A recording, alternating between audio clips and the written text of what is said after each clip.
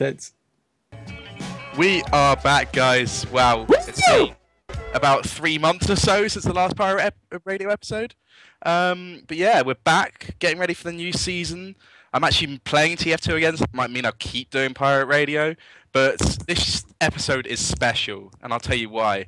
Because we have the two, well, most charismatic casters in the European TF2 scene. One of them lives in America. That's Ads and DJC, joining myself and Commander X and Cadus. So this is going to be a good episode. So, wow. Thank you very much for joining us. We're going to dive straight into it. Basically, there's so much team news, like following, well, it's about 3 months. So, but basically all the off-season stuff. Obviously, last season, Epsilon came first. Crack came second, BFF third, and Nitro's fourth. So, not Nitro's, TLR they are now, isn't it? Oh, God. Well, they used to be. Well, let's just run through those 4 teams first, I think, as that kind of makes sense. So let's dive straight into Epsilon. And I guess, Cadus, do you want to talk us through the Epsilon changes? Okay, maybe not. Right, well, basically, the lineup has removed Walters and Gear. Well, not removed. They both just backed out for the season. They wanted to take a little break. Ads, did you say Walters might be playing NS2 this season? I'm not entirely sure. I spoke to him at the end of last season, and he seemed quite happy to continue playing TF2 as long as he had time to play NS2. Like, he's in a team that is in the sort of top level of the fledgling NS2 scene as well. But then, right around Christmas time, he got a new graphics card. It died, and he sold his old one, so he had to try and replace it. Or there was some issue with it. It was functional, but it was pretty dodgy. So he sent it back, and now he's just sort of stuck on integrated graphics. So not really up to playing TF2 or NS2. And I guess Epsilon just want to have all the bases covered and get somebody in there. But I'm sure if he comes back, I imagine if he wants to play, he can play. You know what I mean? Anybody else have any ideas about this Epsilon lineup? Obviously, they dominated last season. They've now lost 2 of their pretty core players. So anyone want to chime in with anything here? My mic was muted before, but I'm back. I was going to say, I actually have no idea about this. Like, you asked me to say about it, but I only actually know about this because you told me. So, like, the Gear thing, like, you said he was taking a season out or something. Is that actually for real, or is that just some... Well, what I heard was that Gear would play if there was enough money, but otherwise he was too busy. And I'm not sure if 990 euros was enough. Gear is the one player in TF2 in it for the money, apparently. Turns out. Well, you know what I mean? It's like the opportunity cost of him being busy. Yeah. But so that would make sense. Soldiers. I've seen them playing with Natural yesterday, or was it the day before? And I suppose Mitzi's always in the mix there. He might be potentially taking over, but it seemed like Mike was playing Rumor yet. Never we played them, but I might have imagined that. Anyone confirm that? Cadus, what have you seen? I haven't seen them yet. I'm afraid. Would I just making it up out of nothing? Well, I actually went and talked to Numlocked about it, and he gave me the 3 names they were trialing. Probably. So you teasing us, Greg? Why are you teasing us? Why are you asking us if you've got all the info? Because I wanted to see if you guys knew, all right? So obviously they tried Natural the other day. I think he only played 1 game. Then they're going to be trialing Mitzi still. He's kind of been a part of the team for a long time, I guess, sort of / not. And then they've asked Hiss to play Soldier, but I don't know whether that's going to happen because from what I've heard, it kind of like felt like Nox just wanted a 3rd name to trial, and that's where they went. But I'm not 100% sure about that because obviously like Hiss has been trialing for the team I'm playing for, so I don't really want him to go and play for Epsilon. Plus, Hiss is also like apparently trying to, on the side, maybe put back together the Last Resort. Yeah, he's told us about that as well. So, yeah. Gotta play every angle there, buddy. Gotta be so dishonest with every team you're playing for and just secretly try to recreate your old team on the side. That's classic top-level tactics. As well as dismantling a few of the other top teams that have been put together as well. Come on, don't forget about that. Yeah. Well, obviously, they'll be trying soldiers. We can talk about which one first, but let's talk about the scout that's replacing Walters now. Bash was their backup. He just dived straight in. So that's obviously a good thing, isn't it, guys? Anybody want to chime in about that? Yeah, Bash is sick. Like, Walters or Bash, that'll be fine. Yeah, well, it's going to be the German scout combo, Bash and Stefan. They would have thought they'd have more play even better together than Walters and Stefan used to. I don't know. Walters has been there so long now. He's practically a German. Like, I don't know. Walters on his day. Walters on his day is as good as anyone. But Walters is really quite inconsistent, whereas Bash is, well, I say he's really inconsistent. He has been in the past really inconsistent. But Bash always seems to come out strong. So I reckon Bash will be like, there's going to be no change, basically. I think it'll be just as tough to play as Walters, but not any different, really. All right, well, let's talk about the Soldier again, replacing Gear. These are 3 names that you would never, ever really associate with Epsilon. Yeah? So, do you not think you they just would become a robot, Greg? Really? I don't know. Like, do you not think they telling would go and steal someone from another team? Kind of. I don't think they would, because they're so desperate for like competition. I don't think they want to ruin any of these teams. Like last season for them, I can only imagine how boring they found it. And I don't think they're going to want to do anything to stop the other teams from getting to a level where they can actually. I mean, the 3 names they're trialing, I don't really think any of them are going to be that good. But from the way I've heard it, I kind of heard it from you, so this is kind of, I don't know how true it is. Gear's only gone for like a season. Like he'll be back when LAN season comes in, if you know what I mean. So I don't think it really matters, but I hope they give it to Mitzi, because my God, that guy has just had that Epsilon tag on for fuck knows how long. Just give him a chance to use it, for the love of God.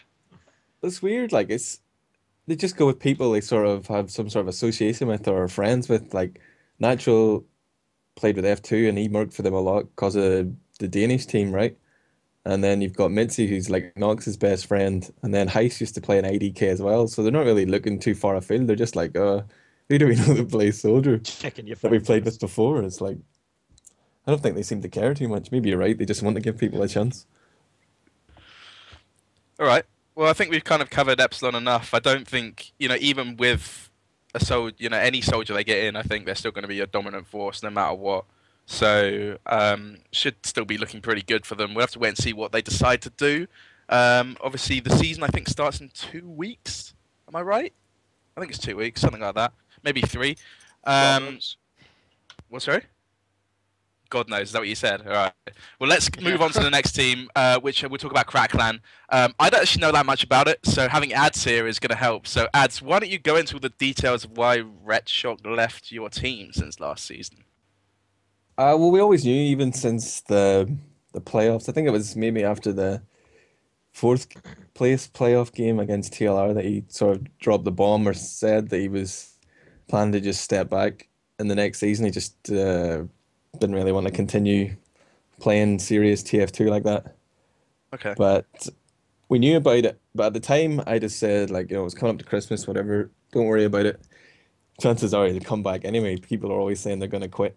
But right now, he has left the roster. We sort of just tidied out the roster there. We were doing some clan business, and he's not on it anymore. But there's still a chance he might come back. But I've basically left it till now, this week, to really do anything about it. I think we've got Himsy on trial. We played a couple of games with Himsy there the other day. He's very rusty, I'm not going to lie. But he's still pretty decent. He could be good. I know he's a bit of a flake. And I think our main hope was that BFF would fold and we just steal Kiris, but he seems to want to stick it out with those fucking idiots. So I guess we're on the hunt for a demo man. That's all I can give you, Greg. Okay. What about the Mini Moose? Didn't he? I heard he was going to quit, and now he's still playing. What happened there? I think he was confused as to when the next season was. Originally, Okay. that's where the rumor started, and then he realized he would have time to play. But he was sort of being a little bit mysterious, and we were looking at the possibility of picking up another soldier. But now he's back. He's confirmed that he can play the season. So why would we drop the upcoming talent of the season, Minimus? What a hero! What, did he actually win upcoming talent of the season? Is that like a real thing? Or Premiership debut, was that it? Sorry. Right. Debut Okay. of the season. It was a joke when Stark won upcoming talent of the season after having 1,000 days. If Mini Moose had won it, that would have just... Mini Moose has been playing for like 19 seasons. No, it was debut of the season. I'm sorry. Yeah. Please forgive me, Ridge. I'll forgive you every time, Jimmy. Right, well, that sounds pretty much like everything from Clackcran's point of view. I guess you're just stuck trying to find a demo man. If you don't find anybody else, is Himsy kind of set to play, or is he, still umming and ahhing about it? I don't know. Probably.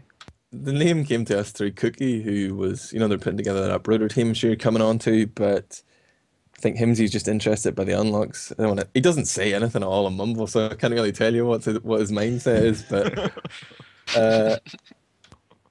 Tavik is also starting a campaign for him to be demo man. He's got a few 15k damages there and pick up 2, and he's like, yeah, where's my demo? Try that, bitch. Why didn't you guys ask Mike to play for you before he made TCM? Yeah, I actually wouldn't have minded playing with Bite, but not a popular option amongst the rest of my team. Kia speaks highly of him. I was like, yeah, let's try this Bite guy. It could be good. Hadn't Bite tried to set that team up like ages ago though? Wasn't he making that team during the last season as well? I'm pretty sure he was trying to make it during the last season anyway. I think he was sitting. Go on, Jason. I was gonna say, I think he was sitting waiting for some good teams to fold so he could get like stronger players. And then it never happened. Yeah, then it basically never happened. He just gave up. And then one team basically did fold, but then they made their own team and Bite was left out in the cold again. Okay. No. Fair enough. Well, let's talk about the other team that came third last season, BFF. The team has pretty much completely changed. Jason, do you want to go into what actually happened so we know from your side of the side of the story rather than for us looking into it? All right. Well, to tell you what happened, I would need to be like a psychologist to be able to assess what exactly goes through Dan's head. But basically, to put a long story short, he wasn't satisfied with not so much the skill of any players, but just the general team cohesion. So he decided to make some chop and changes.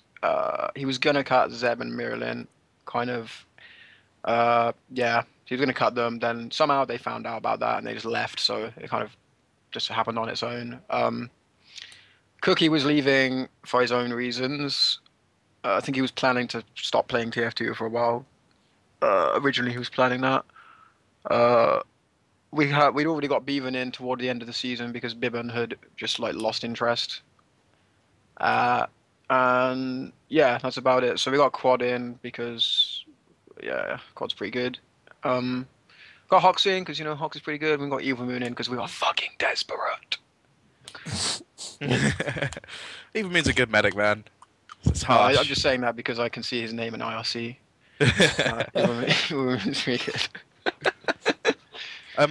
As for Quad, I've played with them before, and we had like some issues with what was happening with him in the old Infused team. Like he would sleep until game time, and we'd have to wake him up by calling him. Does that happen to you guys? So far, he's only overslept once, and so far, so far, when he actually is asleep before games and then wakes up just before games, so far they've brought out the best performances from him. Like he hasn't had 30+ deaths when he's just woken up and started playing. So we're thinking that's probably the way to go with Quad. Just let the guy sleep. And okay.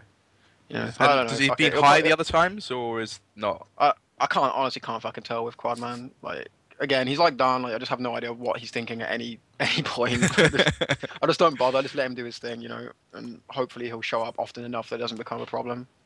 And so far he has. So I have a question for you, Jason. Shoot. Why do you always name your stream when you're PCWing with BFF the Grueling Torment? Because it's like fucking AIDS being injected into my body. Like... Why is that?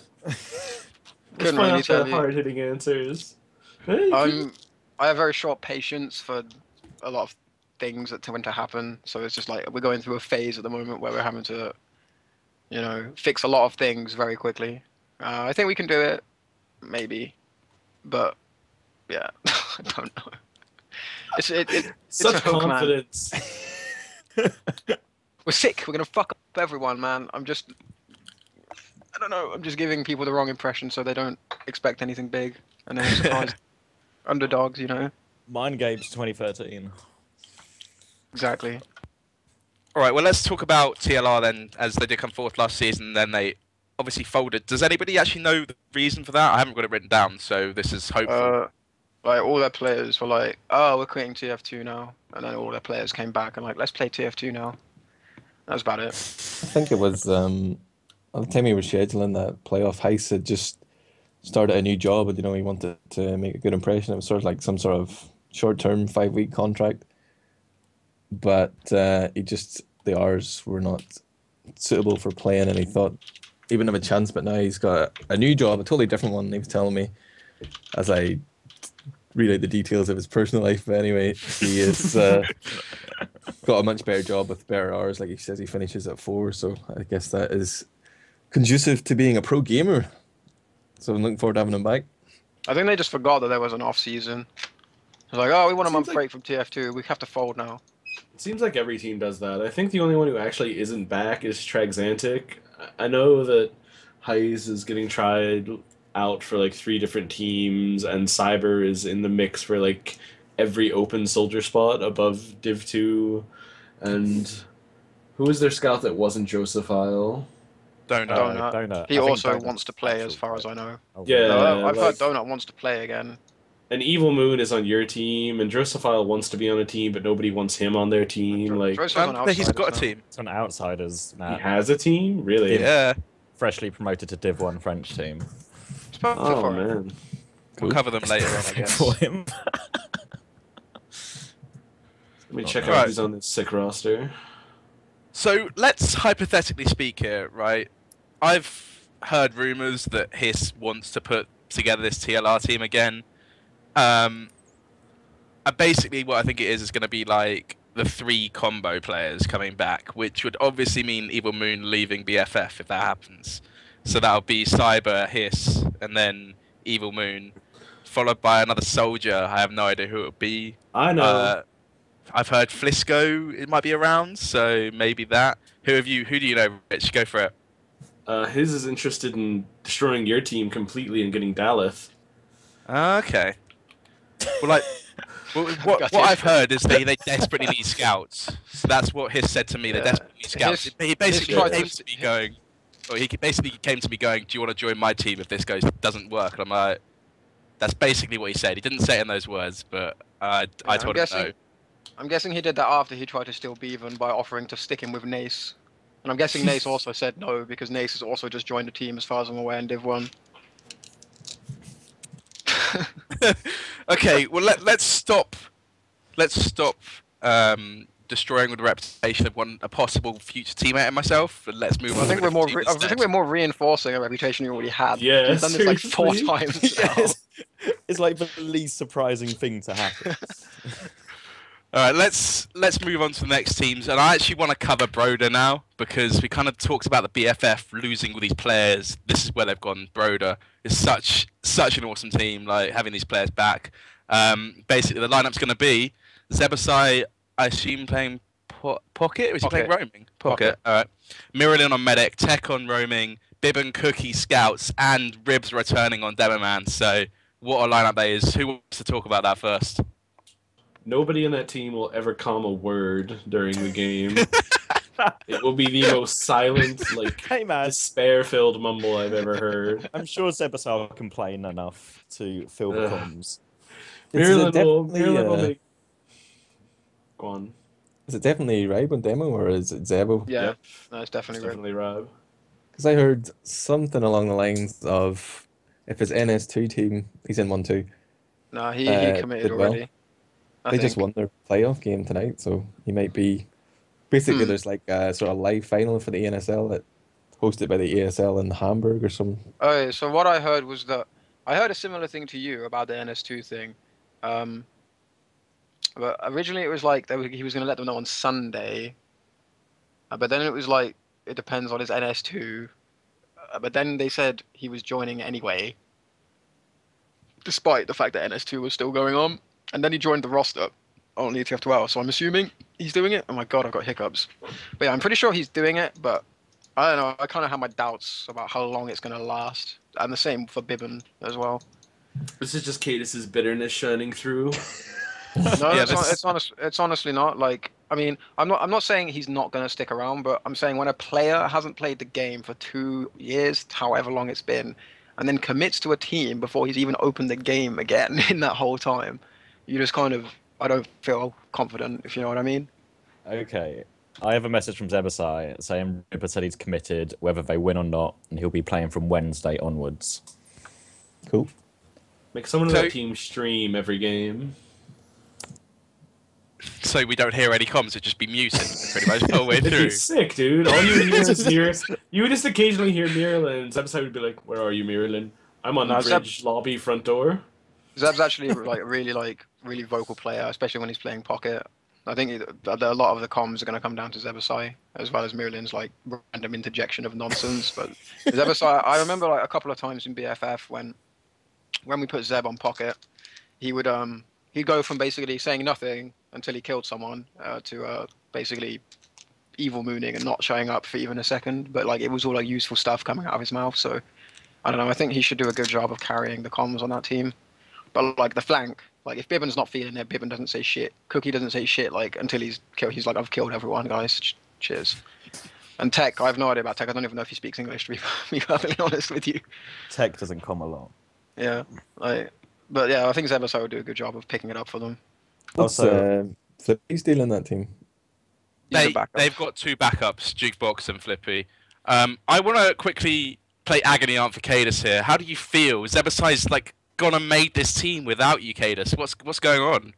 Well, I think it's actually more Cookie's team than Zebasai's. I felt a bit like, I don't know, confused, shall we say, at first, because I was told Cookie didn't want to play on BFF anymore because of Dan originally. He just didn't like the atmosphere that Dan's style of calling created. So yeah, but then he said he was going to leave the game for a little while, and then he basically popped up and made a team that was basically the same minus me and Dan. So I was a bit like, wow, I must have done something to piss him off. But supposedly it all came about because he basically Rib, the concept of Rib playing TF2 again, just lured him in, as it could to many people, I reckon, that have quit TF2. So Definitely. I think it was like I'm quitting the game, but then like something that just threw a spanner in the works, like oh my shit, Rib's coming back, like I got to make it happen, that sort of thing. As far as I'm aware, anyway. Well, he's pretty much the superstar of European TF2, really, wasn't he, from the old Dignitas Oh, 4 God, Kings yeah. team? So Yeah. I don't blame anybody for thinking about quitting and then him coming back and joining that.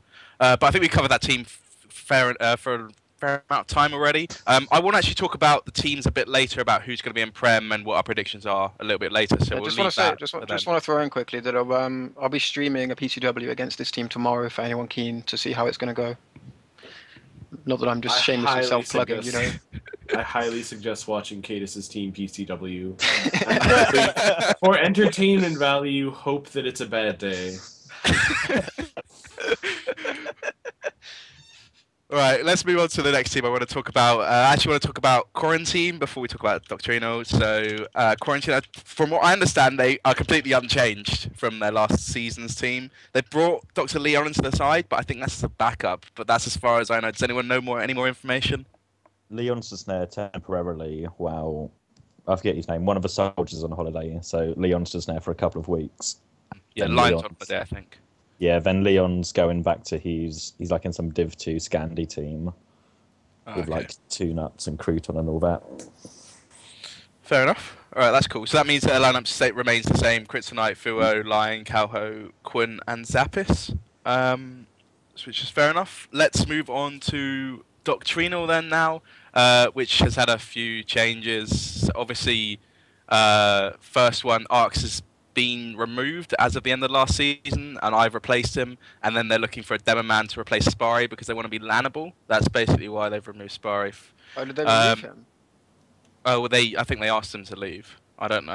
I don't know. Okay, 100% there's not really how any it's right difference to- there. If someone asks you to leave, Yeah. you're not gonna be like, no, Yeah, I'm yeah. not leaving. What are you gonna do? Damn. Yeah, Hey, well, I mean, hey, we'd really appreciate it if you could just just pack up your shit and go out the door. What was the Would deal that with be okay with you, Sparry? what's the deal with the Arcs? You say he was removed, or did he leave? He was apparently Um, being an asshole. That's what I've heard as well. No Strange way, message. no way, I don't believe it. I've seen like a TF2 log where he has played 4 minutes as scout in a 30-minute game, 20 as sniper, and 6 as engineer. That's his 30-minute map. Like, how have you played 2 classes more than your main in a game? I heard that he was like if people were more than 5 minutes late for a PCW, i.e. every single PCW that has ever happened in ETF2L, Arcs would just leave, and that they had a wire play official versus Quarantine that Arcs just straight up left during or something. Oh, really? Yeah, so some attitude issues or something. I like to spin is in the chat so we can confirm whether or not that actually happened, but that was what I was told. Okay, apparently he said no shit talking arcs. None of that's true. So there you go. Starts confirming it. Unfortunately, Rich. It's a nice dream world, isn't it? If that sort of thing happened. But Vikun also in the chat, and he just said, "Hee hee, that wire play was fun." What happened, Kun? Did arcs disconnect? As for demo men, obviously, if Hiss isn't going to 100% commit to the team, we're trying to look for other people. I think we tried to get Poop, but he's now going to play in like Div 2 in Ryan's team as Soldier. As for other possible demo men, it's kind of up in the air. We played with Sonics today, so. What about Mighty Me? I think basically we want to try and get an English player if we can for lands, and also sponsorship wise and stuff like that. So You basically the new Infused, the new Twisted play. well, I just jump between teams like that anyway, don't I, Dad? So that's all I play in. Fair enough. Fair enough. Anybody else? Anyone want to say anything about Doctrino? Good shit. Kidding. Cheers, man. Shit. I heard that if you now guys you're pick on up his, he wants to cut Snippus. Sneepis. I don't remember how to say it. I know there's some really weird Finnish pronunciation. Alright, I heard something about that at one point, but I'm not really 100%. I don't know enough of that information. Who wouldn't want to cut Snippets, let's be honest. Hey man, he's a good roaming soldier. I've got nothing interesting to contribute, so I just badmouth people for no reason. Alright, well, as we've got to that stage of talking about the team, let's move on to my DGB. Fuck you! No one's badmouthed me the whole way through that. I got through it scot-free. Let's move on to my DGB. Have they... Cadus, I think you know more about this than me, because you said something about people being cut or something to me. I don't really understand what's going on. I heard rumors I know like the at story. the end. Okay, take it away, CX. Okay, from what I understand, they cut Toda, and then they realised there was no one else, and so uncut Toda, and there were rumours that Rising was cut or left, but that's not true at all, apparently. So it was just Toda who was cut and then uncut, because... So he was just happy to come back after he got cut. Yeah, seriously. Yes, I guess so. If someone tells me, "Hey, we don't want you in the team anymore. You're cut because you're bad," and then a week later, like, we couldn't find anyone better. You want to come back? I'd be like, "Go fuck yourselves! What the hell?" Nice to see that Toda has some nice self-respect going on. This happens like every season, though. Every season, they play a season with Toda and go, his attitude's awful, he's so annoying and raging in game, let's cut him. Okay, we'll cut him. And then at the start of the next season, he's somehow back on the roster again, and they've forgotten all those problems. That does happen every single time with those Portuguese teams and Toda, doesn't it? Oh, God, it really does. They just can't find anybody else to replace him, can they? And Coins doesn't have a mic at the moment, or he hasn't had a mic for like 2 months or something, so he literally types in chat. That doesn't change Coins' contribution to comms at all, though. Every once in a while, you just hear glass shatter in the background of Coins' apartment. It's an obscure reference that nobody will get, and I'm just gonna let it hang there. I got it. I got it as well. Right, well, that's my DGB. They've not changed their team at all since last season. They did try to, Despite their best unfortunately efforts. Right, let's talk about Avenue, which is like the team that had the promotion attempt. Obviously, my DGB got promoted. Avenue had the playoff game. They lost it. I don't know who that was against, but I just know they lost it. So they're obviously still trying to get into Prem with a few folded teams and stuff like that. But they have changed a bit of their lineup since last season, and I got all this information from Cadus, so go for it, Cadus. Shit, man, I wasn't listening to a word you just said. Avenue, their changes. I don't think they have any changes. Like, they've been seen playing with some guy whose name I honestly couldn't tell you. Hang on, I'll look it up. Some guy called Delzik. I'm assuming he's Finnish because there's 2 Finnish players in their roster. Whenever there's a player with a stupid name you've never heard of, he tends to be Finnish. Like, MSH has been away, though, but I definitely heard that they weren't fully happy with MSH. So I'm not sure if he's just a trial or if there's something more to it. If they were going to get a Merc, though, I don't know why they'd get some random Finnish guy that no one's ever heard of, as opposed to just someone everyone knows. So kind of suggests to me maybe they're trying this Delzik guy, but Ski's just like super keen, won't let anything slip. Okay, well, this lineup has changed a little bit since the beginning of the previous season when I last saw their lineup. So when did MSH and Salmon join their team, or were they in there right at the beginning? I think they'd had that lineup for playoffs, like their playoff game against whoever they played a playoff game against. But I couldn't actually tell exactly when they came in, but I think they played at least one match with it. I don't really remember. I don't really pay attention to Skeeger's life. Fair enough. Someone's put in chat that Cookie said Dozic was good, so Oh God, there you he's go. in. Sorry, message. So if Is they're having there trouble a- with them, go for it, Rich. Is there like a higher praise that you can receive as a scout sniper than for Cookie to go, he's pretty good? I don't think so. I think that's it. That tops everything. From then Quick on, it's now, just quick downhill. now, you've reached your peak, yeah. Hey Cookie, how is Delsic pretty good? Like, does he have sick aim or what? Okay, thanks Cookie, good answer. Cookie's never had a sentence with more than 3 words in a row in it. Come on. Right. Well, let's talk about the other team that's looking to try and get into Prem as well, or trying to quarter into it. I'm pretty sure Adam has the IRC chat at the bottom there, but Cookie just said he shoots good. For those of you that didn't read it. As for the other, let's go to TCM. Let's stop talking about Avenue. TCM's lineup. What I've heard. Wait, / what? What the fuck is TCM? Oh, You mean Byte's new team? Byte's new team. Can I not The just call them potentials. TCM? I don't want to say I the name. really don't want to say the potentials that many times, so henceforth, the potentials are known as TCM, just so there's no confusion. Yeah. Okay. Like, for So the sake of every this time we say podcast. TCM from now on, it's Byte's team. Okay, we're just too lazy to say that. Basically, what it's going to be is Byte on Demoman, Captain Hacks on Soldier / question marks, Ali on Medic, Gubbins on Scout, Rake on Scout, and Forsaken on Soldier. I've heard question marks raised at different points, but I don't really know much of the details about it. So if anyone else does, why don't you dive in? To the best of my knowledge, when they played before Christmas, they played one night, and Captain Hacks wasn't feeling it, and he said like, "Yo, I'll play again, but I'm not making you any promises." But they've since played 2 nights. I watched one of Bites of VODs from last night, and the general atmosphere and especially Captain Hacks' kind of comms. He sounded a lot more interested in what was going on than he did the previous time. So I'm thinking maybe he'll stick around. But I haven't actually had an update on that since they played again. All right, fair enough. Anybody else want to talk about the TCM lineup? I've seen Rake playing a lot since he came back from the army or whatever. He's been keening it up. He's hitting a lot of headshots, I'm not going to lie. He's pretty decent. So definitely a feather in their bow. Or in their whatever fucking the turn of phrase is. God damn it. Hats. Now what you're Who's trying the to other scout get with with it? Gubbins. I heard Gubbins was leaving. No, I think Okay. Gubbins was feeling a bit emo about the whole situation, but I'm pretty sure he's staying. Gubbins emo, never. Never, With that ever. haircut? Something I do actually want to bring up now is like I just remember Rake from a while ago.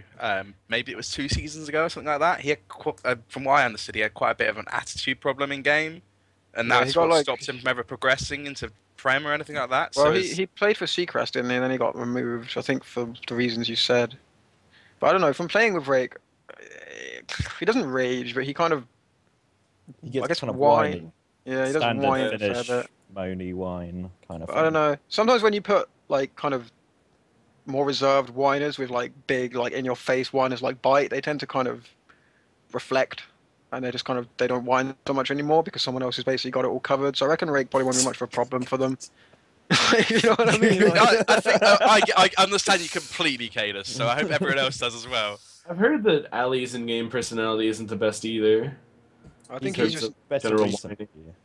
I think Yeah. Ali's just kind of new, like to that level of play. Like I noticed in Div 3, Div 4 teams, there's a lot more kind of discussion as you play, and Ali's still kind of he's as soon as something goes wrong, he's ready to like give everyone his perspective. And his He's got perspective, his speech. Yeah.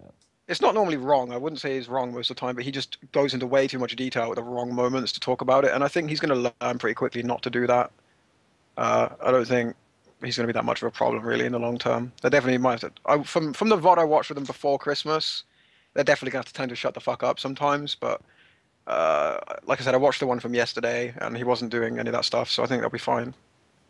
Alright. At least Mike's Soldier, pretty good at soldier. telling people to shut the fuck up, so I guess he can out relatively quick. Who's Excuse the me, soldier on sorry. that team? Sorry. Apart from Forsaken. Sacrifice. Take him. And did I read somewhere that Cyber is going to be their backup, or is he still linked to that team? Cyber's Is he going to linked be in it. the new Heist team? I have no idea what Cyber's doing at all. As Yeah, no I've idea. heard rumors of him being linked with like 10 teams or something stupid. He's pretty good. Well, I think we've pretty much run through what we'd say the possible Prem teams are. That is 9 teams there. I have been leaks a little bit of information Is about. that 9? I thought that was 8. Oh no, we mentioned Let's- Avenue. Okay, never mind. I've been leaked information about the divs. So, Greg. ooh, Naughty boy. Break ETFL's trust in you, Greg. Let us know. well, how is that my fault? I'm no longer a part of the admin team. I've not been part of the admin team for like 4 months, 5 months, ever since the MB joined. So, or got promoted to ever since he got promoted to head admin. Yeah, that's when I left. So, from what I understand, they are doing the 7 teams that you would expect to be in Prem that got promoted or stayed there. So, Epsilon, Crackland, BFF, Doctrinal, Quarantine, MyDGB, and then they're adding Broder because that is such a sick lineup to the provisional divs, I think. And then as for the other the other spot, I think they might be having a playoff of Avenue versus TCM, which I think is probably the best way to go about doing what they're doing. So if that is what they're going to do, that's amazing. Does anyone want to chime in on anything like that? Wasn't Is there any listening. Say other it again. teams that should be considered? Or is it just those 2? Are they? Well, the we'll only- go Who's through the Div 1 teams Who's in a sec. in? Who's in for that 8th slot? Sorry, Avenue versus TCM playoff. I don't agree. Do you not? Nope. Right. What would you Well- rather? I don't disagree that those 2 should play off for the final spot, but I don't think there's anything that separates those 2 teams from other teams in Div 1. Really, Okay. I don't see how you can do a 2-team playoff like with those teams. I mean, if it was like, say TCM had a better, like 1 or 2 better players, and then it was like Broder, like say there was an extra team already in Prem, I could see those 2 having a 2-team playoff. But Avenue are not really that much above the other Div 1 teams, I wouldn't say. I don't Okay. see why they should get like that treatment. Like Pyrogen, I'd give them a shout. I don't really know how they've performed against others, but against us, they've always seemed like that would be at the top of Div 1 at least. I don't really know the others in Div 1. I haven't played against most of them, but I don't really see what separates them, to be honest.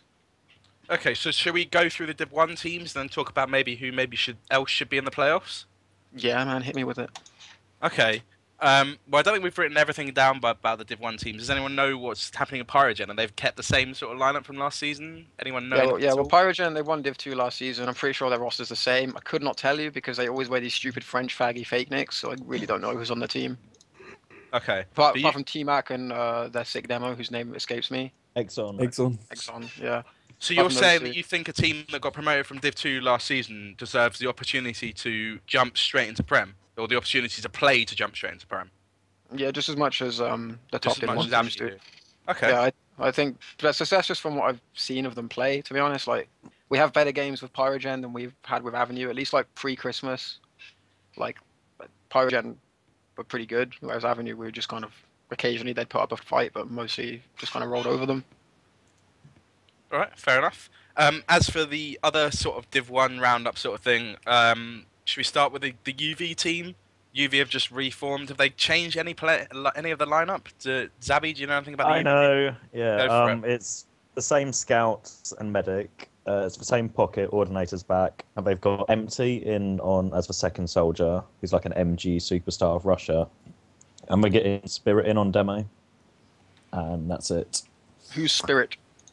Some Russian demo. He's been around. He's been in like some of the old Div 1 Russian teams, like in some of Gallant's teams and that. He's been around for a while, like that kind of level demo. Right. You said we. Are you part of that? Are you managing the team again? I'm or all what? round. I'm all round backup in case I need anyone. So God. So they're out of the fucking equation. So then. basically, when they need a scout mug, they're not playing that night. I think what would happen is White Glow would get promoted to a damage class, and I'd be subbed in as medic. Is what would happen. All right, fair enough. That's cool. Obviously, there's a bit of changes with Forsaken now playing in the TCM lineup instead. He was a really, really good soldier. He was their soldier. Who was their demo man? Hitman. Hitman. What's Hitman doing? Not around? Yeah, he's gone to real life. Okay, fair enough. Did you see well, what was linked in chat? That Spanish team no. with the Stannis, Hyper, Yan on the roster. KTJ as well. And was he the medic? Yeah, he was the medic of the old knockout team. So it's You know, when they- basically the other knockout team. Yeah, but it's Stannis, Hyper, and Yan. Yeah, old. They were What are they called? Gamer Zone. These fucking Like- unlocks, man. Everybody's coming back because they think, oh, unlocks is going to be fun. They're all going to get fucking shit on by gunboat soldiers. Right, so for those of you that didn't really see what we just talked about, like the link, we just opened up a possible new team that's been set up called Knockout, which is like ages ago. Knockout must have been like 4 seasons or something. Knockout this I team think season before. 10 they last played. I remember Okay. playing against Knockout in the AFS season in like Div 3, so yeah, it's a nice callback.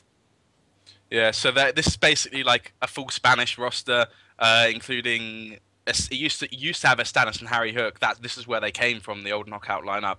Harry Hook's not playing, but Stannis is in there at the moment. Hyper was their demo member before. Yan Mr. was Right. one of the best soldiers at the time, but like this was around Brink, and that's when he quit, I think, because of Brink. But he was so good at TF2 at that moment in time. KTJ was their medic, and as for the other players, I don't have a clue. If So those other players are anywhere near where they used to be, like not where they used to be, obviously, but anywhere near, then the other players could be anything, and they could handle Div 1. definitely. It wouldn't Mhm. surprise me if they wanted to push for Prem, to try to apply for Prem for this season. No, With it really players depends how. It depends how like, they want to approach it. Like if they're just here to play officials and shit, then Div 1 is fine. But Mhm. if they were to keen it, then they could probably. I don't know. Like I don't know about the other players. It would really depend on that. But if they keened it, they could probably do something good. Okay. Well, that's a pretty awesome lineup to see going back to TF2 again.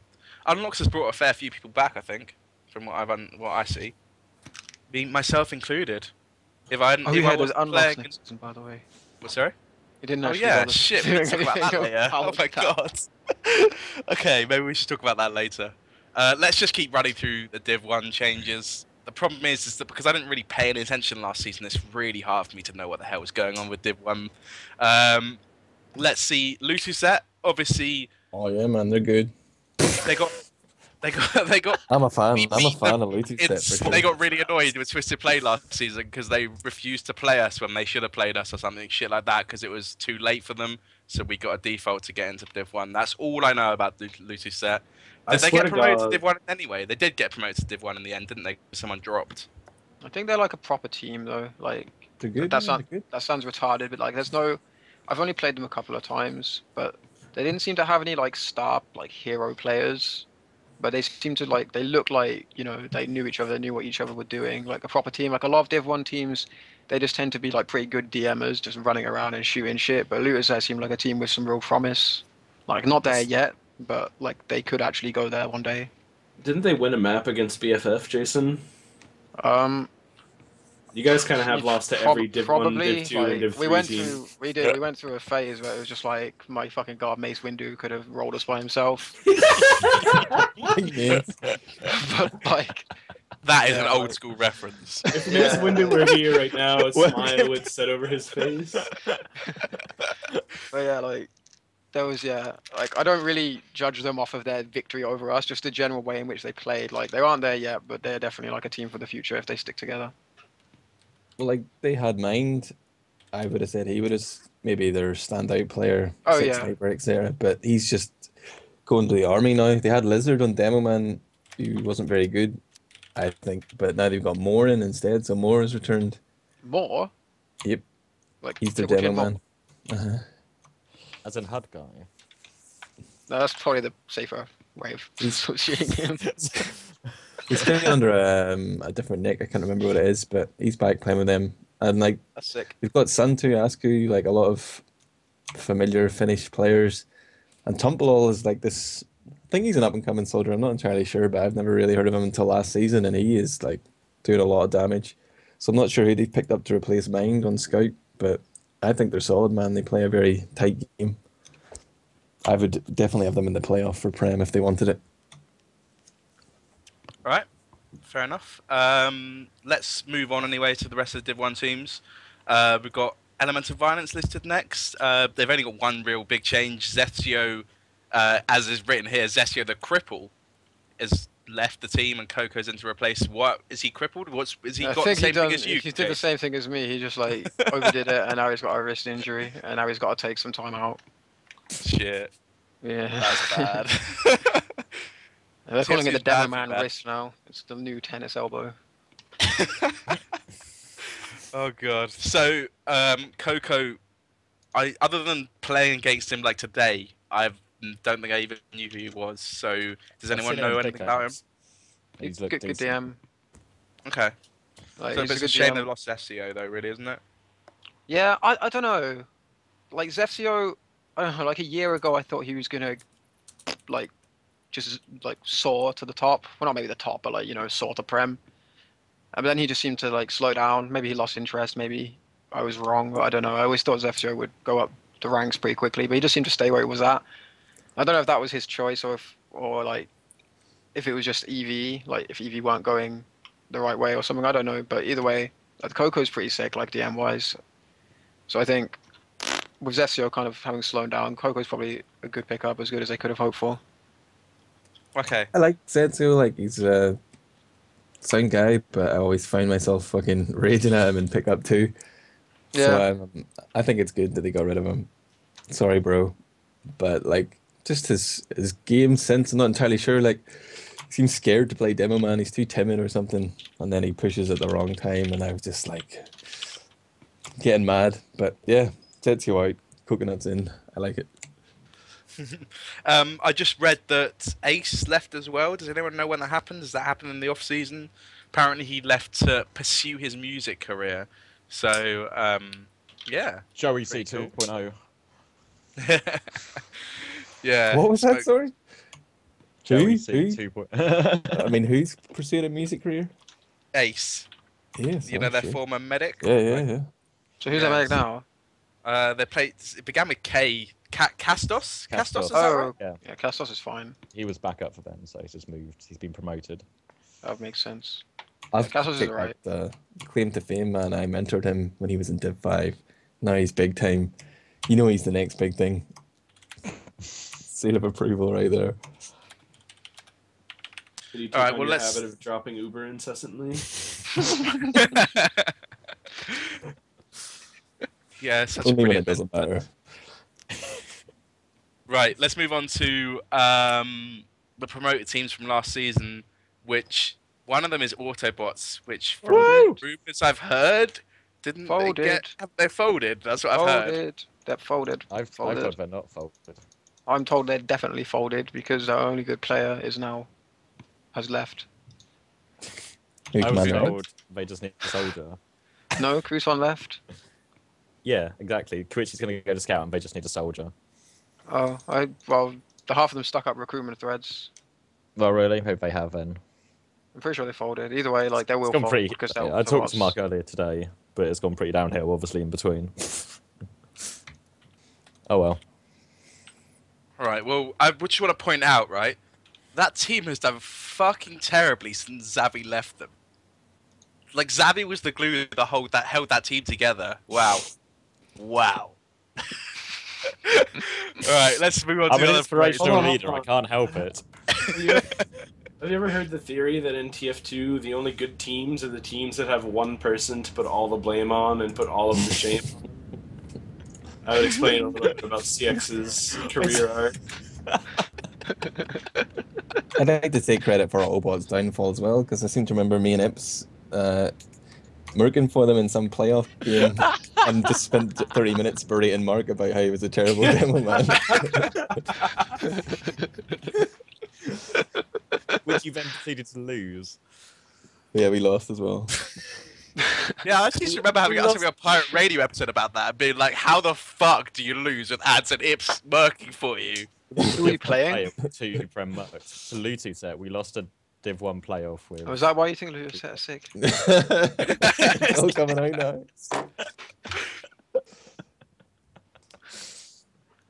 All right. Well, the other two promoted teams are Pyrogen and Arcs Imperators, and I have absolutely no idea who Arcs Imperators are. Obviously, Arcs Imperators, they're another all Spanish roster. I'm not sure if they've been affected. Like, 'cause I don't really know the Spanish community for obvious reasons. I don't know if they've been affected by this knockout team. I don't know if they lost anyone. It kind of seems like possible they would have. I don't really know. My internet's not actually working at the moment, so I can't actually look it up. But the only player of them I know is Sikapater, who when I was in Div 4, I saw Sikapater and I was like, oh my god, I'm jealous of this guy. He's sick, and that's all I really know about him. So I hope he's like improved and like is now gonna carry them because he was sick like for a Div 4 demo when I was in Div 4. That's all About literally all I Kronos know as about well. them. Oh yeah, Kronos. He's like in pickup 2 all the time. They seem pretty keen. Yeah, Kronos is good DM. I don't know about his decision making because he always seems to be on the other team. But We played them in the last EHS Cup, and I think it was a bit of a roll, but I think they're decent. They've got potential, but wouldn't consider them for Prem or whatever at this stage. Out, Oh, yeah. out of interest, Cadus, how long It's a ago Div was 1. it you were in Div 4 so that we know how long ago you thought this guy was good? Oh shit, man, we're talking years. I played in Div 4 for 1 season, and then I went to Div 2. Like, what was Div 1? Well, so what would be Div 1 now? I went to Div 2. So that must be season 5 or 6? Surely, for it to be still Div 1 and Div 2? Season 4 or 5. Season 7 was the first with Prem, I think. Oh, no, season 7, I don't know, whatever. Season 4 or 5, or something like that. That's when I'm talking. Right, so it's taking a little bit of time to get himself promoted up. I've just had a look on their website and It's a Spanish community, isn't it? Like, you Yeah, can't develop if you only speak Spanish. You can't. There's only so far you can go. Like, unless you get lucky. Like, Hyper, I think, is the only demo from Spain who ever made it further than like Div 1. Well, I've just gone on this team, the Arxa Imperator's team, and they had KTJ on their roster, Marquis and Ernero, which only one of them has gone and joined Knockout. So it hasn't really affected them too much. That's KTJ, obviously, the medic. So we'll have to wait and see whether it really affects them going into next season. We talked about Pyrogen already. As for the last spots in Div 1, Katie, she wrote down here, Longs.tf and Outsiders both worthy of the spots. Yeah, okay, so I'm not really sure how it goes, because looking at like the Div 1 tables from last season, like there's teams left in like at the bottom of Div 1 who didn't technically get relegated, but I've heard they might be getting auto-relegated just because they're not good enough, basically, and there's better Div 1 teams now. I'm not really sure how it's going to happen, but Logs.tf are decent and could quite easily play Div 1. Outsiders, I'm told, could play Div 1. I haven't actually seen them play, but I'm told they can. I think Outsiders are a bit like Log TF in that they get better results than you'd expect. Is there not a new team with fucking Two Nuts and Granny? And Leon. And Scandi versus Rest. are they not going to be And pretty decent Crouton. too? Again, they could be. They could and should be Div 1. Probably. But they won't have time to put together any evidence to prove that they should be Div 1, so they're probably going to get stuck in Div 2. They still harp on about their screenshots, don't they? And I don't think Scandis versus Rest are going to play like Tuesday. Today was the deadline. I think they've played maybe once, maybe twice. And there's only three people on their fucking roster. They're not even going to make the season. That's right. Okay, there's 4 on their roster. Crouton isn't. Oh wait, what? There should be 4, but there's only 3. Larsa just isn't showing up for some reason. Either way, they got 4 people on their roster, so I don't know what they're doing. But yeah, They're just going to ruin Div 2 teams' lives once a week. But anyway, so yeah, of those, I would have thought that Pyrogen and maybe UV, potentially Luteset, because I haven't seen Luteset play these other teams. But I would have thought they were in with as much of a shout for that playoff as Avenue. Okay, so let's say you give a 4-team playoff for that then, like they did last season. Yeah. You have Avenue, TCM, Pyrogen, and then you've got a choice of Luteset or UV. Would you put Luteset because they're more of a stable team? Obviously, UV have been a stable team for ages, but they kind of keep folding all the time. Yeah, I don't really know anything about UV. I'm just using the name as a reference because I don't really know their players now. They've got new players. They always hold it together, and it's been like these, like if you include Reds, Rico, White Glow, and Ordinator, they've basically been together for like a year and a half now. With obviously these breaks in between, like they took a break when we all had exams, but then we all came back in the same place. So even though they might not be like as traditionally stable, like just constantly playing, they're still always like they always come back to each other. Yeah. Made that sound really romantic. Well, I'd probably agree with you, Cadus, to be honest, and do a 4-person promotion sort of thing, because that just a 14 promotion, because that just make it so much more interesting, and like give these teams that, like, you know, TCM is a completely new team, like they've not played that often really together. You can't just let them jump straight in. They got to, you know, Lucerset has been a team for so long that they deserve probably the chance to do that. Avenue's been a team for the last season, they deserve the chance to do that. So Pyrogen being a team for so long, and if they're doing really well at the moment, they deserve the chance as well. So it probably would be better to do that sort of thing. But as last season, it went really terribly for the ECF2 and admin teams, because that was just fucking stupid though. It was stupid. They tried to like rush all the games into 2 nights or something, and because of that, it went to completely tits up. Like, if they plan ahead and do that sort of thing properly, then it'd be fine. But as they've now like limited themselves, there's like 2 weeks left. If they want to do it now, they should announce a 14 playoff literally tomorrow, and then get the teams to have a few days to prepare to organise their first game. Get the first game played in the first week, second game, the final, who decide who gets the playoff spot or gets the actual spot even in the second week, and that's just that simple. But we'll have to wait and see if they actually do that or not. As for the Div 1 teams, I got sent them as well. So I can just reel you off the 8 names, as you put a few people here that, you know, you said Logs at TF and Outsiders deserve to get in. Those 2 actually apparently have got in. So we've got UV, Lucerset, Elemental Violence, Pyrogen, Arcs Imperatoris, Outsiders, Logs.tf, and then the loser of Avenue TCM. Whether that still goes ahead in that way. Do you guys agree with that? I personally, I don't know enough about the Div 1 anymore to be able to make any more sort of second guess. So who does that leave out? That'll probably be an easier way of doing it. That leaves out, obviously, Autobots. I think they were like, Autobots were like the 17th team, because obviously you have 16 teams that go into Div 1 and Prem, and they were going to have 17 teams, but the fact that Autobots folded like helped them out shitloads. So that happened there, and then obviously Scandi versus Rest haven't signed up by the looks of it, or something like that. And I think that's about it. They haven't got 6 on their roster. They haven't got 6 on their roster, so that means they haven't signed up. So the admin team probably haven't even looked at them yet. Yeah. But if this like Spanish team with Jan and wherever come in, then that's completely missing that team out, isn't it? So I feel that team deserves to be in Div 1 personally.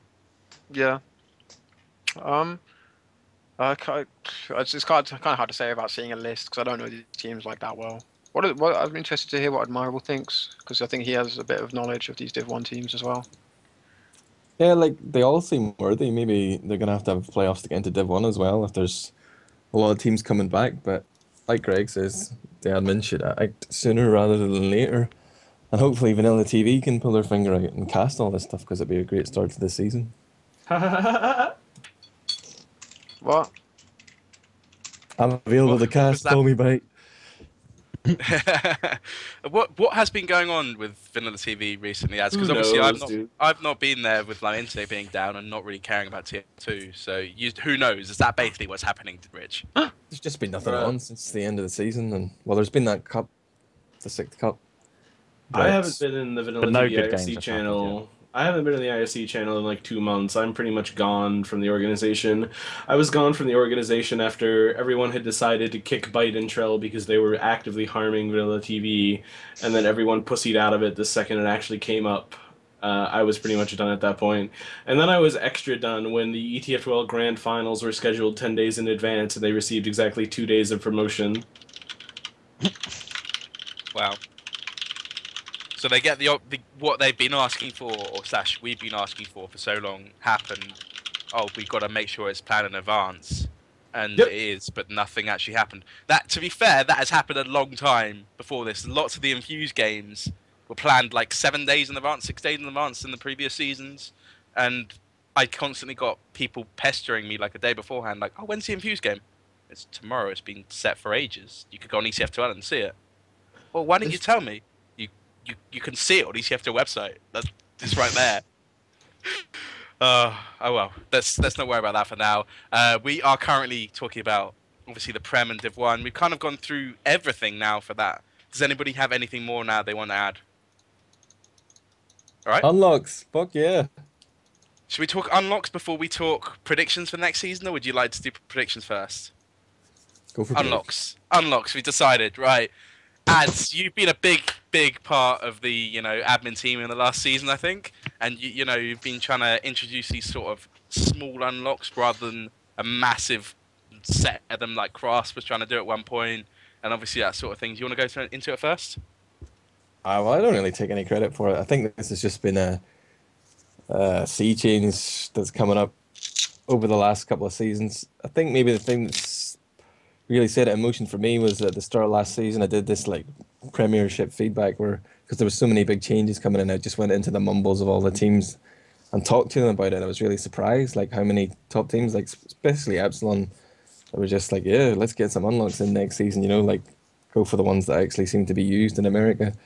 So we basically just copied the Yanks. Thanks, America. And You're welcome, James. well, I just tried to grease the wheels of progress and get the unlocks in, and it seems to have worked. Nobody's complaining too much. But we'll see at the end of the season. Like right now, everybody's just guessing, as they always have been, about what's going to change. But we'll know in 3 months. Well, we have someone here today that obviously has played in the EU. He's played no unlocks with us, and he plays in America. So, Rich, do you want to go into the unlocks a little bit more? Obviously, you play with them when you play in the US all the time. I don't entirely remember which ones Europe allowed. I know the Boston Basher, the Any Pain that Train, the matter, gunboats, really. and the escape plan. I've seen a lot of forum whining about some of these. Like people were mad that the escape plan got in because they felt like it dumbed down rollouts. But do people ever look at what the rollouts in this game are? Like on Badlands, you do 3 jumps as a soldier. You literally can't have bad rollouts on 90% of the maps we play. The only map that has rollouts that aren't dumbed down is Process, and that's because Process allows you to do a lot of like fancy skip jumps and pogos that nobody in Europe seems to really be capable of utilizing anyway because they're not familiar with them. Even if like- you do fuck up the rollouts, even if you do fuck up the rollouts, if gunboats are in, like say the equalizer was still out, Yeah. but gunboats are in, like you can fuck up as many jumps as you like, and it's still gonna be just fine. With gunboats on Badlands, people were complaining. I know that several people, like in the admin channel, were like, "But it changes the rollout on Badlands so much." If you're allowing gunboats for the Badlands rollout, you do 4 rocket jumps out of spawn, you land on the ground, and you walk to the bridge at forward resupply, and you get crit heals, and you're there faster than your pocket. There is no like skill ceiling involved with rollouts in this game. People need to understand that. There is with Demo Man, and there are on certain maps. But the maps that are the core maps of competitive TF2, the rollouts are not difficult and nobody does anything fancy or particularly innovative with them. And I remember specifically hearing that Byte was one of the biggest opponents of the escape plan, saying that, oh, the escape plan is some kind of advanced stage 2 meta of the unlocks development of this game. It's like, what the hell does that even mean, dude? The escape plan is what it is. It is something that makes mid-fights more dynamic because it lets you get there with more health.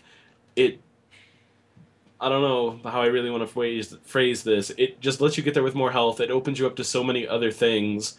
The escape plan is far less effective on the game than gunboats are, but people are all willing to allow gunboats in Europe, even though gunboats change the game more than any other single unlock we've ever had.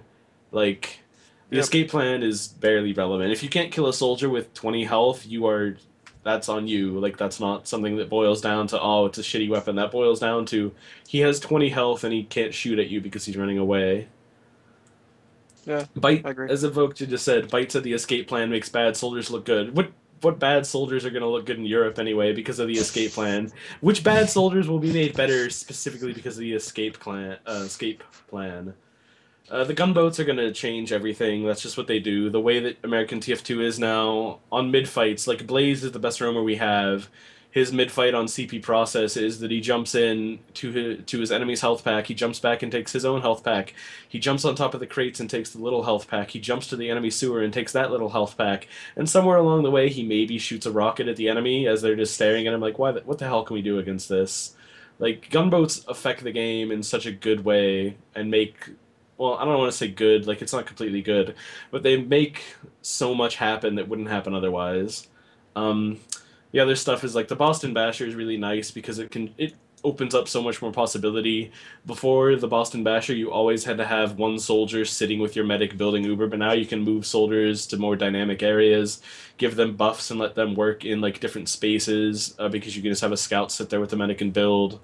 Um, what Well, else the is one there? thing I want to add to the Boston Basher, the one thing I really like about it is if you push out from Badlands Last to Spire, you don't instantly lose a scout because you're trying to get onto Spire, because you can like use the Boston Basher to jump up instead of having to run all the way around and instantly get dead by a demo man. So it's actually quite nice having that. Yeah, the Fuck you, Boston Cadus. A lot of the trick jumps are nice. The Greg, you overdose can always won't just really remember change to like much. check those stickies, man. Well, I try, but then Cadus is too quick at right clicking, you know. This Boston Basher is making bad scouts good. Man, this shit. The overdose won't really change much. It's nice, but Admirable made a nice post about it on the forums, like how it can change the way you do certain things. But really, there just aren't that many opportunities where you're going to be willing to have your needles out to run faster to get instead of healing people. It makes the trade off like before the overdose. The trade off between the Crusader's crossbow and the other needle guns is that you would choose the crossbow pretty much every time unless you were really confident in your needle DM. Now there's actually reason to use the overdose because it does let you get out of situations you wouldn't otherwise that the crossbow can't do the same in. And it takes it back to the, like after that crossbow buff where it made the reload speed faster, it was just no it used to be that it was like you would choose the crossbow depending on the map. And now it's back to you choose the crossbow depending on the map probably. The pain train is pretty effective because demo men can run it full time without having any real repercussions because the extra damage they take isn't really that much. They only take extra damage from scouts and soldier shotguns, and most roamers are going to be using gunboats. So they won't have to deal with soldier shotguns that often. And the top demos are pretty good at protecting themselves from scouts. It will change the game a lot. There's a lot of interesting things you can do with the pain train on the soldiers, but we haven't really ever seen much of that. It's mainly used in very specific scenarios. We saw Tech, me and Cadus noticed Tech was doing it on Snakewater Last, at least, the other day. Yeah, it's really good in Yeah. situations like that. The pain train isn't really like some aggressively broken unlock, and it makes the demo man have 2x cap, which Crouton is saying in chat right now. Like, he's so mobile and he has 2x cap, but it really doesn't change the game as much as you would think. We have a lot of seasons of actual evidence of what it does now. And it opens up some backcapping opportunities, which means Cadus will probably be very happy since he's the only European demo man I really see who goes for the weird backcap opportunities. It does open up some aggression on Spire, as Crouton said, but it's really just not used as often as people would expect because you can't risk your demo man for a backcap because that means you don't have a demo man, the best class in the game, to actually fight the other fight that's going to happen. So it's not the greatest. Is there anything else that was allowed that's particularly relevant? Ads? You know all the unlocks that are allowed. I think you've gone through all that the was unlocks it, that we have. Yeah. You mentioned something that Ads posted on the forum about the overdose. Ads, do you want to go into that now as you're here? Because I haven't read that forum I don't know. post. It's really just me theory crafting, but I've been using it a lot recently, and like there are plenty of opportunities to use it, but it's just like switching to it for half a second. You know, like just getting a few feet farther. Not really. Yeah, it's like Okay. it's good. I'm gonna make a Dota analogy, even though probably only a very small number of the people here play Dota. In Dota, like in TF2, positioning is probably the most important thing. So one of the best things in the game is an item that changes your positioning, called Blink Dagger or Phase Boots or Force Staff, and they're like three of the best items in the game. Overdose could be used like that in some ways. I don't think it'll have as much of an effect. Like, it's really difficult to actually find opportunities to use the overdose, like I said.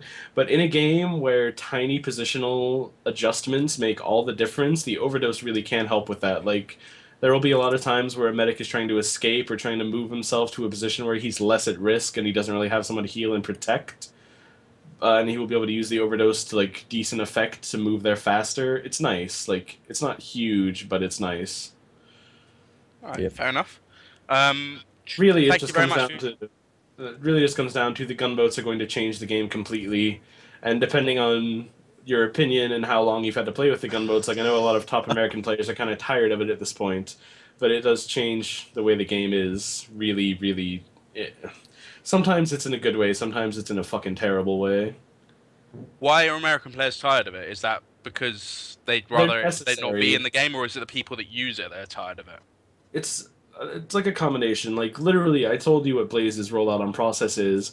He doesn't shoot the enemy team for like 6 rocket jumps. He just jumps and he jumps, and that's what you have to do on Granary. Like the way that gunboats play has progressed is that gunboats are really good at letting you stay alive, and like it used to be that people would play with gunboats like I'm going to jump onto the medic and shoot him and I'll die and hopefully he'll die too. And people kind of figured out, oh, that's not really a good way to play roamer. And over time, people have gotten more and more creative with the way they use gunboats. Like the way it is now, I made a forum post about this because I felt like there was some pretty decent misinformation going on in a gunboat thread that was on ETF2L. Roamers with gunboats are not there to die instantly trying to trade with a medic or a demo man. They are there to survive and be able to put out a ton of damage because gunboats aren't a thing that let you kill medics better. They're a thing that let you survive so much more easily in fights that you should not have been able to otherwise. And that means that you can prolong your role in a fight. And that's especially good for like the way European TF2 is now, is that the mid fights aren't really that quick. They kind of take a while to develop, and they don't end quickly either. Like they go on for a while, and if you can have another player in the fight who wouldn't be there otherwise, like usually it would be the roamer would jump in and die, and he would have done the damage he did, and that was it. But with gunboats, if you always keep one rocket loaded, you can jump back out of the fight, you can reposition, you can come back in from a different angle, you can do more damage. It really changes that a lot of the time, so it makes roamers just a much more important class than they used to be. All I don't know if right. I'm saying this as well as I should be. Yeah, you definitely are. So are you saying let's predict for the next season, right? The beginning of the season, we're probably going to see a hell of a lot of gunboat soldiers just suicided with a medic. Do you reckon in Europe we'll see it develop quicker? Because you've said it took a few seasons in America before the soldiers started just jumping around and keeping themselves alive. Do you reckon in Europe, in Prem, maybe we'll see soldiers using the gunboats to survive a lot sooner because we've already seen it happen in America? We understand how the American soldiers use their gunboats. Yeah, that would be the idea. Like America probably doesn't have it perfect yet, but America has a pretty good framework up for how to use gunboats, and it would help if demos weren't completely broken at the moment. But once people can look at demos of American roamers and understand what they're doing with gunboats, I think people will be like, oh wow, I probably shouldn't just give up my life for the medic every time when I can do this and this and this.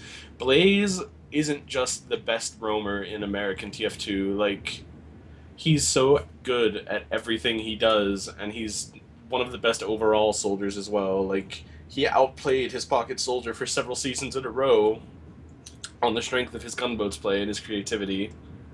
Well, I remember seeing some of these LAN events, either for ESEA finals, where Blaze, I would say, was probably almost the MVP of the whole tournament, and they only came like third with Bro or whatever. Seriously, Bro, is that what the team was called? And like Blaze was just outstanding. Yeah, he had games. He was doing nothing but gunboat roaming and doing 400 damage per minute, which is demo man numbers that nobody expects out of a roamer. Especially like if you look at, I'm just going off on a tangent here, but if you look at old European TF2 logs, roamers generally stick to like 200 damage per minute. Blaze was literally doubling that when he was playing. If people want to get good at roamer, all they have to do is download Blaze's demos once ESEA works and just be like, wow, this guy kind of owns it, everything, let me copy all of this perfectly. All right, well, thank you very much. Keep going, a big part of that just because he's staying alive. Is that why he's doing more damage per minute, or does it just mean he's like more accurate than European soldiers? He has really good DM, but yeah, it's both. Like, it's if you're a really good DMing soldier who plays roamer and you jump in, you're going to do good damage. If you're a really good roaming soldier who jumps in, does good damage, gets out, comes back later, does more damage, and comes back out and repeats over and over and over again over the long duration of the fight, that's going to be great, and that's what Blaze does. Like, surely it's all about the mobility. Like, you can move around the map. Like, if you use them properly, you can move around the map so quickly that, like, you can be in the fight, out of the fight, like, a lot better than the average, like, rocket jumper. Yeah, like, it comes down to you're able to move around the map, you're able to get to health packs, you're able to stay alive, you're able to avoid fights that would otherwise destroy you. Like, if you have gunboats and you have a rocket loaded and you're on the ground fighting a scout and there's any kind of high ground that you can get on top of or, like, somewhere you can get behind with a rocket jump, you're probably going to survive that fight where you never would have otherwise because you would have gotten chased down.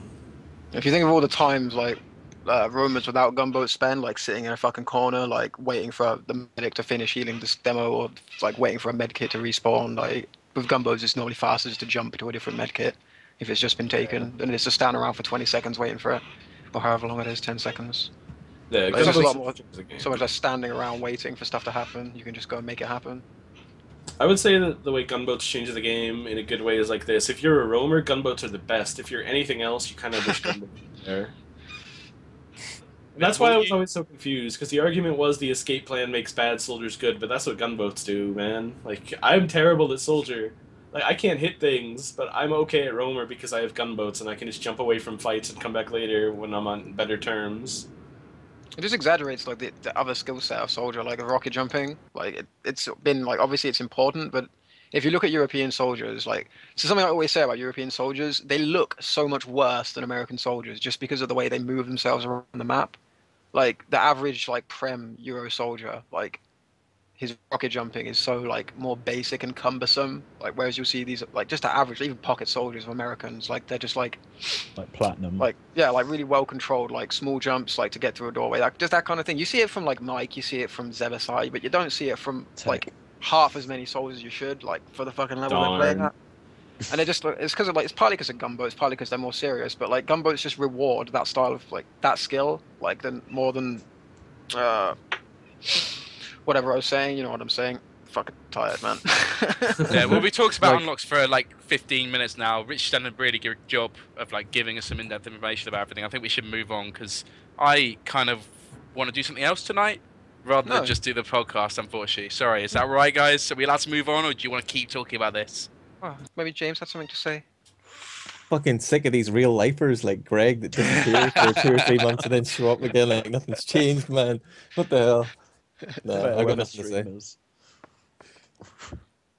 All right, well, let's move on to. Oh, I was expecting you to say something like that. So I've had a drink of my Right. Lovely. Sorry, guys. Let's It all fell do apart. a Prem prediction, okay? Let's say we're gonna have EPSI, CC, QM, BFF, Broda, Doctrinal, Mighty GB, and then a choice of Avenue or TCM in Prem. Let's do a top 4 for the playoffs, and where you think they're gonna come off as well. So let's go to ads first. Epsilon #1, I guess. No way. You crazy man. Who's this guy? They're the could only smoke team I've that actually crack. played since the Christmas break. But going on just rosters alone, you'd have to fancy Broder and BFF to be in the mix there. They've just got the talent, the stars there, man. You know, the big players. I think Quarantine played a very solid season last season. I was impressed they finished 5th. Thought they could have gone for 4th, but You were Yeah. impressed they finished 5th, thought they could have gone for 4th. Is that what you just said? yeah, considering they lost all those players at the start of the Aim for season. the skies. Aim for the skies. Okay, Sorry. so you're not putting your own team in the top 4. Oh yeah, those guys do. Pretty good. Go on, give me a top 4. 1 to 4 ads. You gotta predict it. Epsilon. Should we come back to you? I'll go Epsilon, Crack Clan, obviously, BFF, and Broder. Is that not what I said? Did I not put my own team in it? No, you tried to put quarantine in 4th. No. I just was talking about them. All right. Zavi, do you want to go next? That, except I guess the order would be Broder, Epsilon, BFF, Crack Clan. Wow. All right. Cadus? BFF 4th. No. Epsilon. Broder if they can keep Rib and Bibbin. BFF if they can't. 3rd. Broder if they don't keep Bibbin and Rib. 4th probably CC just because like fuck knows, they haven't even got a roster at the moment, so I'm not gonna like go out on a limb for them. All right. Rich, do you want to go for yours? I don't know anything about most of the teams, but Epsilon are going to win, BFF are going to die a miserable, sad death, and Cadus is going to feel really bad that he didn't join Crack Clan. Well, to be fair, if Crackland ends up picking up Himsy, he'll probably leave right about the time that we fold, so it'll probably work out pretty much fine. Rib to finish second, yes! Right, I am gonna go FC Broder CC BFF. I reckon CC are gonna beat our BFF a second season in a row. I'm Right. fairly sure it's not going to happen. Let us move off of the next season. Let's look at some of the other topics that we have. And one of We the have ones more we wanted fucking to... topics. What the fuck? Yeah, well, this is something we talked about earlier. All right, it was the TF2 mix-up match number 5 that only had yeah. like 3,000. I mean, still a 600. still a nice thing to give to charity. It's still a lot of money to give to charity. But we were looking at one of these like marathon sessions earlier, marathon gaming sessions earlier, and they've earned $100,000 or something along those lines, and they've still got like 3 days to go of their marathon. And we were just astounded at how we've got all these like esports celebrities to come and do a TF2 mix-up match, yet we've only got $3,600 worth of or euros worth of money fundraisers for charity. And we were trying to work out what the main reason was with that even. And Rich, do you want to go into what you thought about it? Who do we have, first of all, for someone who didn't really pay much attention?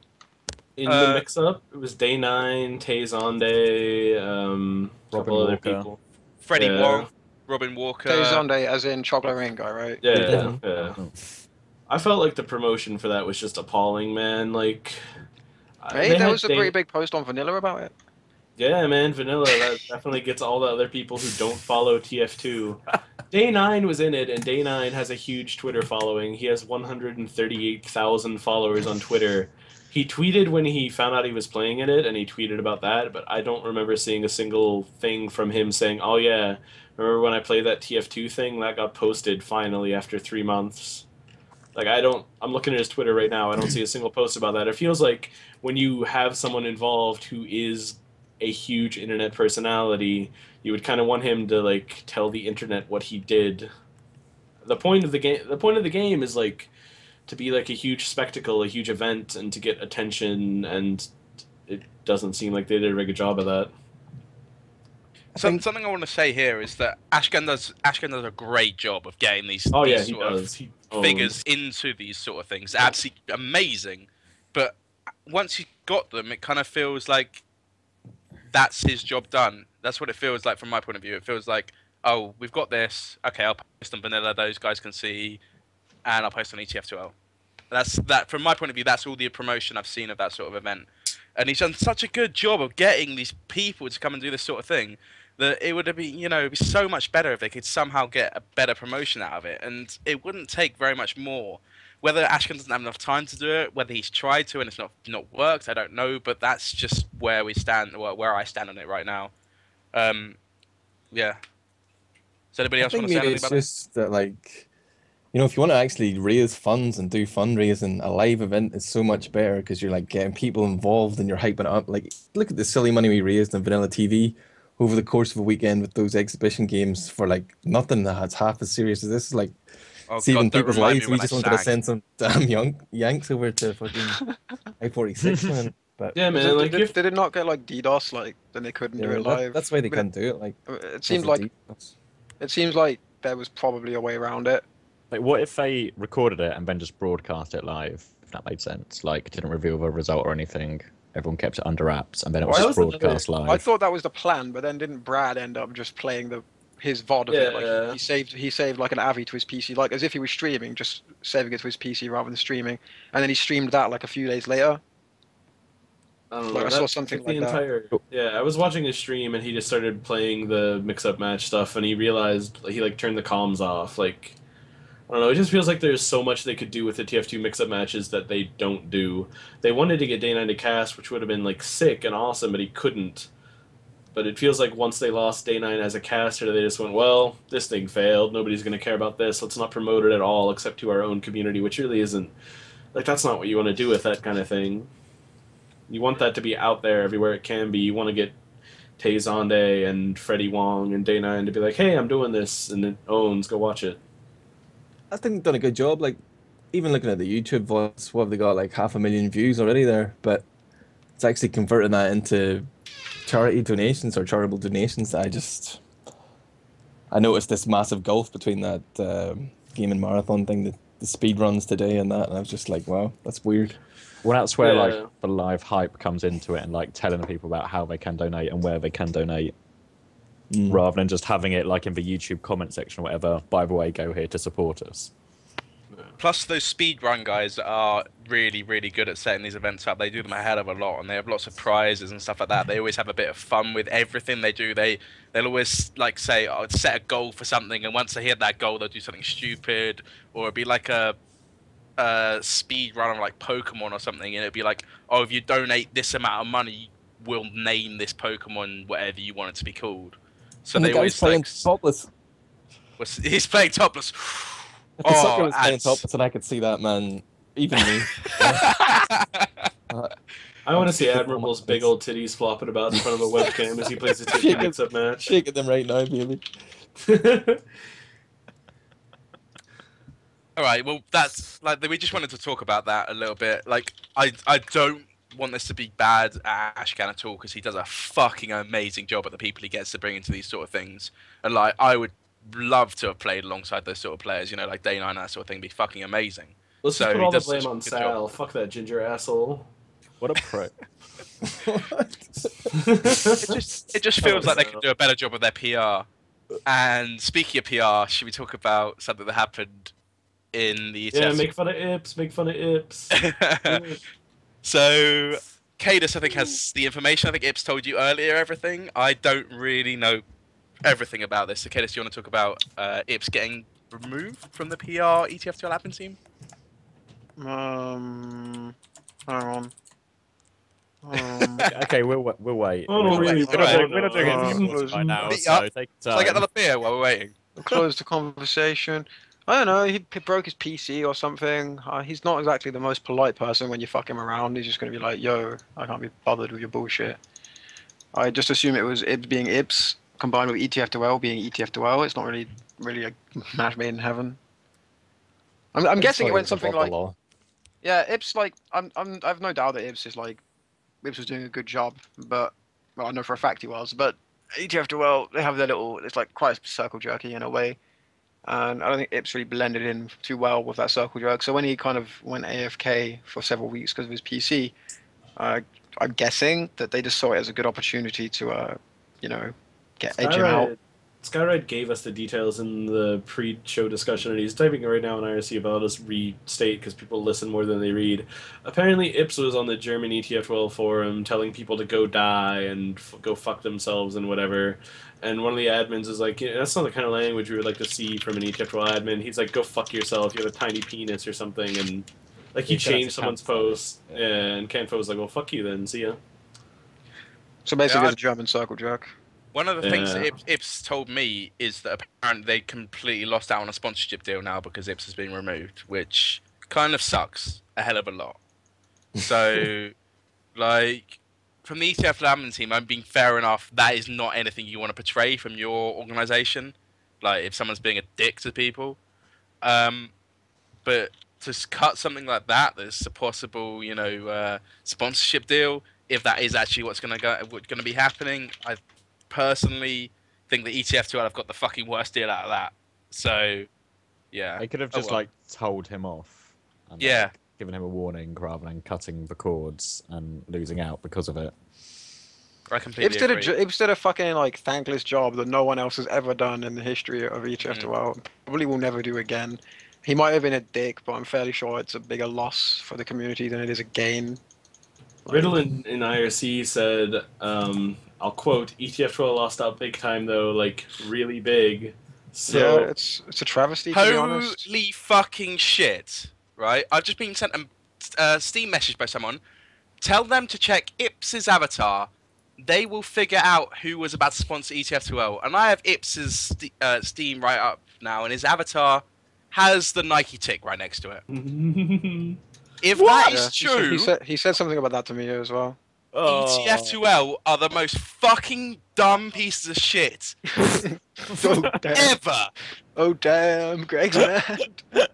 Oh my god. Greg doesn't have stuff to do later now. Canto could have been wearing a suave Nike shirt. Slit my wrists. That'll be Well, maybe I should be devil's advocate here. Like, Ips gets fired and immediately fucking spills his guts to everybody. Sure, ETF2 are all feeling pretty fucking vindicated. They got rid of such an unprofessional idiot. What the fuck? Get him out the door, man. He's not a team player. That Ips kid. Uh, I don't know who would play with him. Take your Nike athletic shoes and go fuck yourself, Ips. Get out of here. To be fair, he hadn't said anything before that. Had anyone heard anything about Nike? yeah, no, he told me You about don't this talk months about ago. these Oh, really? sort of things Yeah, I didn't want to bring it up because I really don't know what it was like how much he was allowed to say. But since it's out anyway, like, who gives a fuck? It's not like they're gonna take it back. But yeah, he said it to me ages ago. I didn't really know what to make of it. I don't really know what Nike would have offered TF2, but yeah, it's a pretty big name at the end of the day. I'm sure they like. It's for everyone. Yeah, like I mean, whatever they were gonna give, like, it might have been, peanuts. Like it'd be peanuts to Nike, but it would be, TF2 gets no fucking money or anything, so it probably would have been pretty sick. Apparently, I'm being told it was a good amount of money, so I don't really know about this. Probably a pretty big loss. Shame the German people couldn't have just put up with him for the greater good. Kind of thought that was their job, but no mind. Never mind. Oh well. Right, let's move on to the next topic anyway, because I think there's a few left. Not really very big topics. In fact, I think we're pretty much done. The only thing I want to talk about really is Poop's new blog, because he asked me to talk Is that about really it and rep newsworthy? it. Yeah, it is. Because Harblue got so angry in the ETF2L thread. Like, it deserves to be. 46, mate. What are you on about? I messaged him about it. Yeah, but he's totally right. I was like, He "Have you is seen right, this?" but it was still a god awful video. Apparently, I haven't actually watched it, but apparently it was a god awful video. He does play awful, and he said he's played awful. Like, he said this for ages, that he didn't. He was like, he told him to use the second half because he played really better in the second half, and to use the first half of Enigma's demo because Enigma played sick in the first half. And then they get 2 insights out of it because it was like a 50-minute long game. And then they did the other thing and uploaded 30 minutes of Harblue not hitting any shots. But the thing is, it's Poop posting it. Yeah, but Harblue You doesn't know can't who Poop actually is. imagine that Poop is like angry that he's witnessed his dad. It's not like entirely serious, is it? I think that's kind of more why it's funny. To be fair, it's going to be a very, very interesting blog, I'd say. It's always going to be fun to read. So, yeah, I'm going to read it, that's for sure. As for anything else that's going on, I think, Rich, did you want to big up some of your casting? Because we haven't really talked about what you guys have been doing recently with the... Obviously, XTV had a massive split going into one of the ESEA final or playoff, the LAN? Yeah, the LAN, that's the word I'm looking for. And you guys all left XTV, you, Seabear, Sigma, Lang, Sean Bud as well, but I don't know whether he was part of XTV. But yeah, it's a bunch of people you guys all had. Do you want to go into it? I'll make it as brief as possible. We've come to a deal where we're casting for ESEA, the biggest North American league, on the ESEA main Twitch channel. That's over at twitch.tv/ESEA. We do that every Thursday at 11 p.m. Eastern, which is 4 a.m. GMT, 5 a.m. CET. We also are casting for Team Fortress TV tonight. If you want to tune in, I don't know the exact time. You can catch Seabear and Sal casting a game. I don't remember. If you want to tune in tomorrow, I will be casting the UGC Platinum Highlander All-Star Finals with Puddin' Cup, a Platinum Pyro player. No, I finished last in heavy votes, mate. Oh, no way. You were sick, mate. Yeah, man. I was so sick. But Did I get any nominations? Nah, Jason. I'm casting that with Puddin' Cup. And then after that, we're rolling right into BP versus Classic Mix-Up, which will probably be the best match of the season. That will be me and Seabear. And on Thursday, we're doing the ESEA TV matchup, which is Fully Torqued, formerly Laser Beams, going up against the Chess Club. So I'm casting 2 days in a row, 3 games. You can check those out on twitch.tv/Team Fortress TV and twitch.tv/ESEA. That's all. I'm DJC closing guy Skype now. Says that he isn't going to cast any more TF2. I'm getting paid, the Jimmy. playoffs. So, I'm done with TF2, man. I'm never casting again. Money, I would have poured myself off in the TV. I'm But just if I'm- bitter, man. I'm bitter. I'm getting paid, dude. Good for you, bro. Motherfucker. Yeah. I'm going to cry myself to sleep. You jealous, Jimmy? You Oh, mad? really jealous. Really jealous. Can I come on and make some more laughable political scandal references on your cast, please? I haven't cast it since the ETA finals. What a car crash. You were gonna cast with Ips too for Vanilla TV. His PC's broke. Rip in We're gonna peace. make it happen. Anyway, Right.